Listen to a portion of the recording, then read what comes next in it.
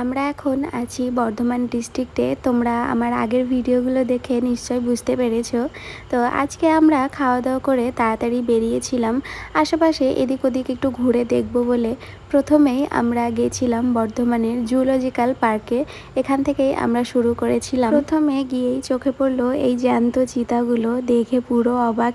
সামনেই নড়াচড়া করছিল। তারপরে সব থেকে দেখে ভয় লেগেছিল এই ভাল্লুকটাকে দেখে। আমাদের গন্ধ শুঙে পুরো ছুটে এমনভাবে এসেছিল যেন সামনে পেলে খেয়ে ফেলবে এমন আর কি। তারপরেই চোখে পড়লো এই হরিণের দল, আর শিংগুলো দেখেই আশ্চর্য যাচ্ছিলাম। আমি সামনাসামনি এইভাবে প্রথম দেখলাম কোনো ময়ূরকে পাংখা ফেলতে। এছাড়াও আরও অনেক কিছু জ্যান্ত প্রাণী আমরা সেখানে দেখেছিলাম। একটা ভিডিওতে সমস্ত কিছু দেখানো সম্ভব নয়।